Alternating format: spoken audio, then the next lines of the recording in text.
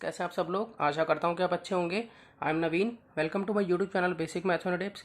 और इस वीडियो में मैं करने वाला हूं ओलंपियाड लेवल से रिलेटेड इंपॉर्टेंट क्वेश्चन। तो चलिए स्टार्ट करते हैं। देखिए क्वेश्चन में दिया है cube root 2 minus X plus root X minus one के इक्वल है। तो हमें एक्स की वैल्यू यहाँ निकालनी है। तो सबसे पहले देखिए कि ये एक तरह की इक्वेशन है, तो मैं इसे अभी यहीं पर इक्वेशन फर्स्ट मान लेता हूँ। ठीक है, अब उसके बाद देखिए इसमें जो एक ये पार्ट है क्यूब रूट 2 माइनस एक्स, इसको मैं ए मानूंगा और रूट एक्स माइनस वन जो है उसे मैं बी मान लेता हूँ। तो मैं यहाँ लिख लेता हूँ कि लेट ए जो है वो इक्वल है क्यूब रूट 2 माइनस एक्स के, और इधर की तरफ अगर हम देखें तो बी जो है वो मेरे लिए वो रूट एक्स माइनस वन के इक्वल है। तो अब देखिए सबसे पहले मैं काम करूंगा ये कि इसमें से क्यूब रूट कैंसिल कराऊंगा और इधर से रूट कैंसिल कराऊंगा। तो मैं लिख लेता हूँ पहले कि जो ए है वो यहाँ पर है क्यूब रूट 2 माइनस एक्स के। तो यहाँ पर मैं दोनों तरफ अगर क्यूबिंग कर दूँ तो इससे जो है क्यूब रूट कैंसिल हो जाएगा। तो मैं इसमें कर देता हूँ क्यूबिंग ऑन बोथ साइड। तो जब हम क्यूब करते हैं यहाँ पर तो ये हो जाएगा हमारे पास ए की क्यूब और यहाँ हो जाएगा क्यूब रूट 2 माइनस एक्स की होल क्यूब। तो देखिए जब कभी भी क्यूब रूट ए लिखा हो तो हम इसको इस तरह से भी लिख सकते हैं ए की पावर 1/3।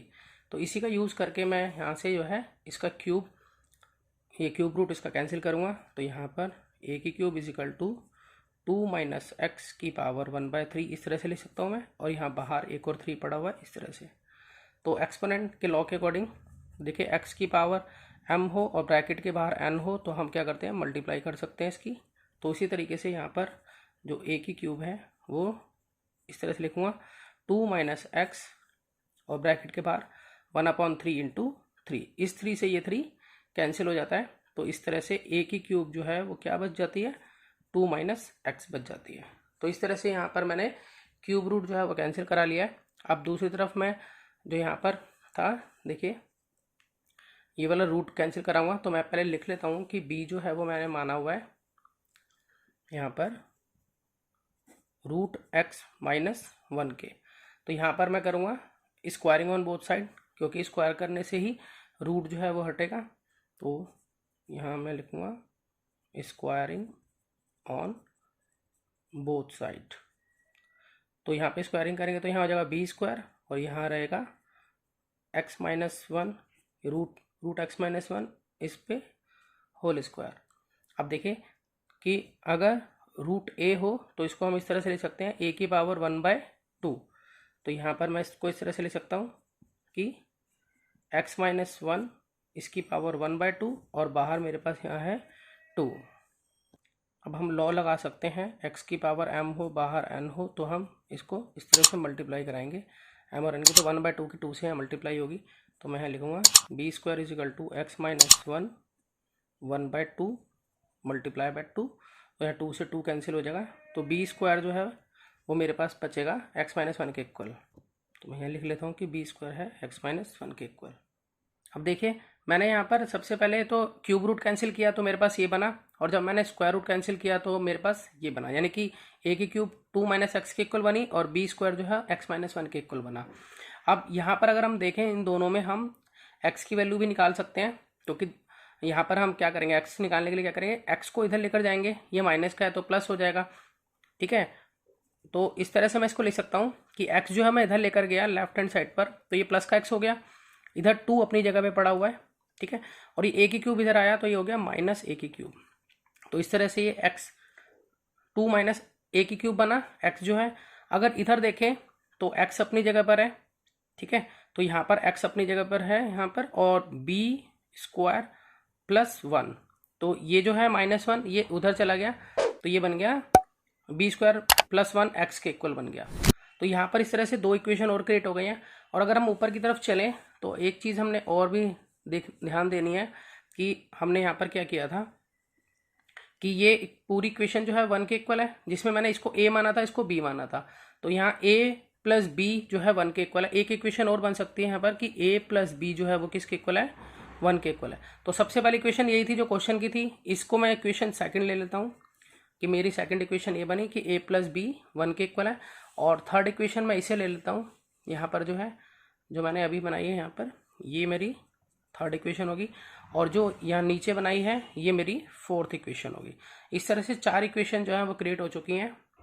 अब देखिए अगर हम थर्ड और फोर्थ इक्वेशन को कंपेयर करें तो दोनों में जो है एक्स है, इसमें भी एक्स है और इसमें भी एक्स है, और यहाँ एक्स इसके इक्वल है, और यहाँ पर एक्स यानी कि यहाँ पर एक्स जो है वो 2 माइनस ए क्यूब के इक्वल है, और यहाँ पर एक्स जो है बी स्क्वायर प्लस 1 के इक्वल है।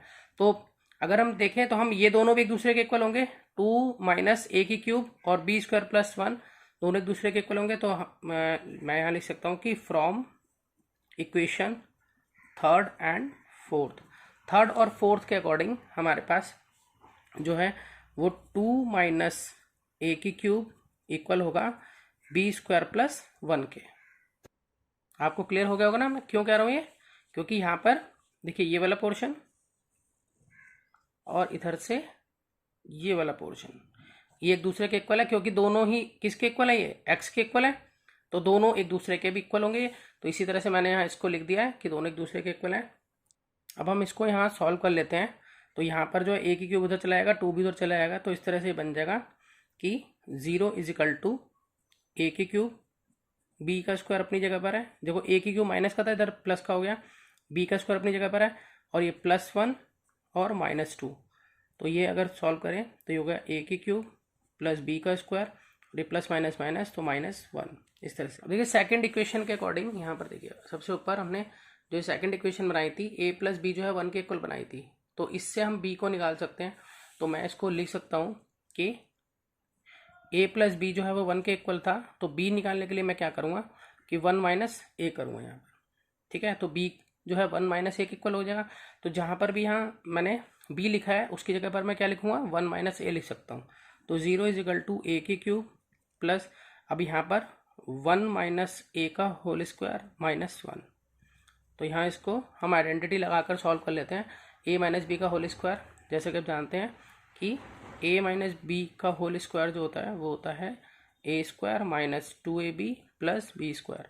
तो इस तरह से यहाँ पर 1 का स्क्वायर 1 माइनस 2ab मतलब -2a हो जाएगा, और प्लस बी स्क्वायर मतलब 1 का स्क्वायर 1, और यहाँ है -1।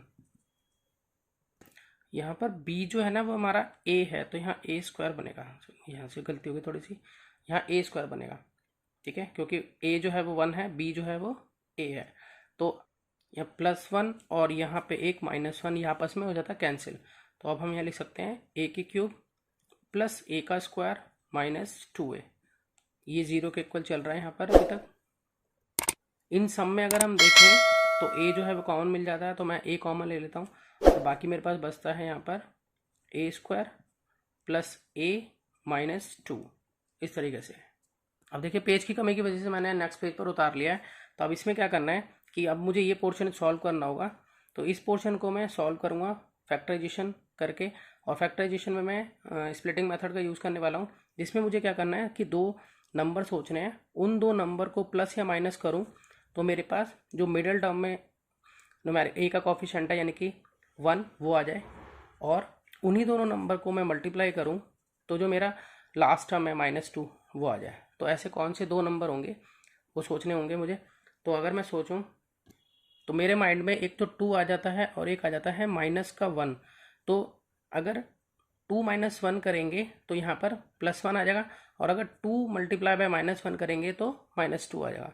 तो इसी तरीके से मैं इसको रीराइट कर सकता हूँ कि a यहाँ पर a स्क्वायर यहाँ पर +2a और -a -2। तो मैंने इसको इस तरह से लिख दिया है स्प्लिट करके, प्लस a को 2a -a लिख दिया है, और यहाँ पे 2 1 जा 2 करेंगे तो -2 भी बनेगा, मल्टीप्लाई करने पर लास्ट टर्म भी बनेगी, और प्लस माइनस करने पर जो है मिडल टर्म भी बनेगी मेरी यहाँ पर, ठीक है।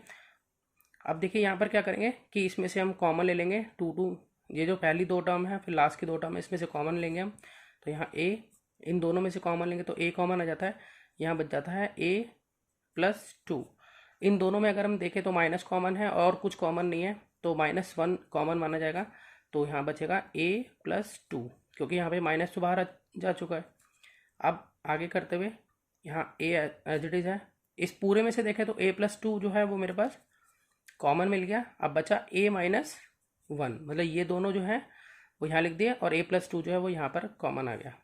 अब यहाँ देखें तो ये सब जो है वो 0 के इक्वल है, यानी कि a जो है वो यहाँ 0 के इक्वल है। दूसरी तरफ हम ये कह सकते हैं कि a+2 जो है वो 0 के इक्वल है, और यहाँ पर a-1 जो है वो 0 के इक्वल है। तो अब इसके अकॉर्डिंग ये तो यही रहेगा, तो a = 0 - 2, यानी कि यहाँ पर a की वैल्यू जो है -2 आ जाती है। यहाँ पर देखें तो यहाँ 0 + 1, तो a की वैल्यू यहाँ +1 आ जाती है। अब जैसा कि हमें क्वेश्चन में मालूम है, देखिए यहाँ पर हमने थर्ड इक्वेशन में क्या बताया था, x जो है वो 2 - a³ के इक्वल है, तो इसी का मैं यूज़ करूँगा यहाँ पर। तो मैं यहाँ लिख लेता हूँ कि x जो है वो 2 - a³ के इक्वल है। तो यहाँ पर हम a की वैल्यू को पुट करेंगे x निकालने के लिए, तो 2 - a की वैल्यू यहाँ क्या आई है, 0 आई है, तो यहाँ 0 लिखेंगे इस तरह से। तो 2 - 0³ तो 0 ही होगा, तो यहाँ पर x की वैल्यू जो आ जाती है वो आ जाती है यहाँ पर 2। अब दूसरी तरफ हम यहाँ इसमें भी पुट करके देखेंगे इसको कि x जो है वो मेरे पास 2 - a³ के इक्वल है, तो 2 - a यहाँ पर कितना है, अब यहाँ पर a -2 है, तो मैं यहाँ -2 पुट करूँगा, -2 का होल क्यूब x निकालने के लिए। तो 2 इस तरह से इसको करेंगे तो -8 आएगा, क्योंकि -2 × -2 × -2 -8, तो यहाँ -8 लिख दूंगा मैं। उसके बाद 2 माइनस हो गया यहाँ प्लस, तो यहाँ पे +8, तो इस तरह से x की वैल्यू जो आ जाती है वो आ जाती है यहाँ पर 10। इसी तरीके से मैं यहाँ भी लिखूँगा, तो x जो है वो यहाँ 2 - a³ के इक्वल है, और यहाँ पे 2 - a जो है वो 1 के इक्वल आ चुका है। यहाँ से पुट करा a को, तो x निकालने के लिए 2 - 1³ 1 रहेगा, तो 2 - 1 1, तो यहाँ x की वैल्यू जो है वो 1 के इक्वल आ गई। तो इस तरह से x की यहाँ पर 3 वैल्यू आई है मेरे पास, x की वैल्यू 2, x की वैल्यू 10 और x की वैल्यू 1। तो इस वीडियो में इतना ही, मिलते हैं नेक्स्ट वीडियो में और नए क्वेश्चंस लेकर। आप प्रैक्टिस कीजिए और इम्प्रूव कीजिए मैथ्स। Good bye.